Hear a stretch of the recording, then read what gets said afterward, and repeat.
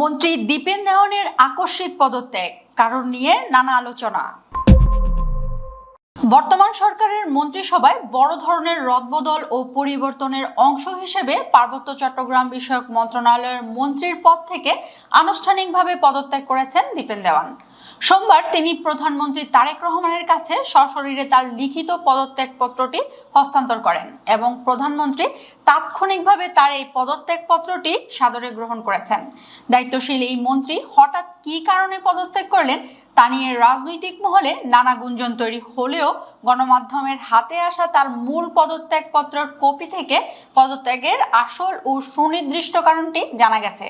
প্রধানমন্ত্রী বরাবর পাঠানো সেই চিঠিতে দীপেন দেওয়ান অত্যন্ত স্পষ্ট ভাষায় লেখেন, আমি দীপেন দেওয়ান এমপি পার্বত্য চট্টগ্রাম বিষয়ক মন্ত্রণালয়ের মন্ত্রী হিসেবে অত্যন্ত নিষ্ঠার সাথে দায়িত্ব পালন করে আসছি। তবে অত্যন্ত পরিতাপের বিষয় এই যে দায়িত্ব গ্রহণের পর থেকে আমি নানাবিধ জটিল শারীরিক অসুস্থতায় ভুগছি।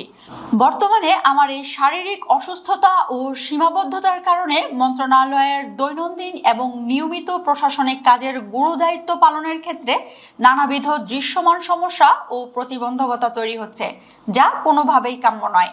চিঠিতে তিনি আরও উল্লেখ করেন, বর্তমান সরকারের যুগান্তকারী উন্নয়ন কর্মকাণ্ডের ধারাবাহিকতার রক্ষা এবং সামগ্রিক প্রশাসনিক কাজের গতিশীলতা বহুগুণ বৃদ্ধির স্বার্থেই তিনি স্বেচ্ছায় এই সিদ্ধান্ত নিয়েছেন। তিনি মনে করেন অসুস্থ শরীর নিয়ে মন্ত্রণালয়ের শীর্ষ পদে থাকা ঠিক হবে না, তাই বর্তমান পদ থেকে তার অনতিবিলম্বে অব্যাহতি গ্রহণ করা অত্যন্ত আবশ্যক। অতএব উপযুক্ত ও যৌক্তিক কারণসমূহ বিবেচনা করে তার এই পদত্যাগপত্রটি দ্রুত গ্রহণ করার জন্য তিনি প্রধানমন্ত্রীর কাছে বিনীত অনুরোধ জানান। উল্লেখ্য, কিছুদিন আগেই পর্যটন খাতের উন্নয়ন নিয়ে ছড়ানো কৃত্রিম ভীতি বা জুজুর ভয় উপেক্ষা করে পার্বত্য অঞ্চলের পর্যটন খাতকে এগিয়ে নেওয়ার দৃঢ় প্রত্যয় ব্যক্ত করেছিলেন এই প্রবীণ নেতা। তবে শেষ পর্যন্ত শারীরিক অসুস্থতার কাছে নতি স্বীকার করে তাকে মন্ত্রিসভা থেকে বিদায় নিতে হলো।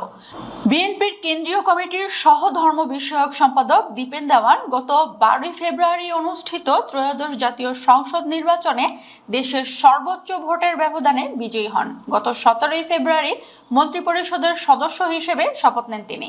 দীপেন দেওয়ানের বাবা সুবিমল দেওয়ান ছিলেন সাবেক প্রেসিডেন্ট জিয়াউর রহমানের মন্ত্রী পদমর্যাদার উপদেষ্টা। রাঙ্গামাটি জেলা বিএনপির প্রতিষ্ঠাকালীন কমিটির সাধারণ সম্পাদক হিসেবে দায়িত্ব পালন করেন তিনি। পরবর্তীতে রাঙ্গামাটি জেলা বিএনপির সভাপতির দায়িত্ব পালন করেন। বাবার পথ অনুসরণ করে 2006 সালের সরকারি চাকুরি ছেড়ে বিএনপির রাজনীতিতে যোগ দেন দীপেন দেওয়ান।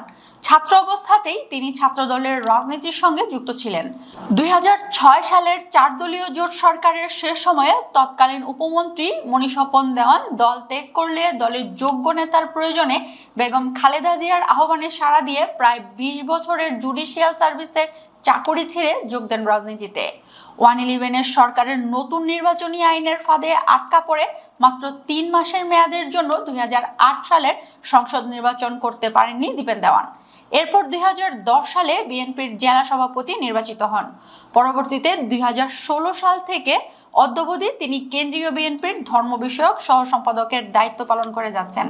এবারের নির্বাচনে প্রথমবার সংসদ সদস্য এবং প্রথমবারেই পূর্ণমন্ত্রী হন।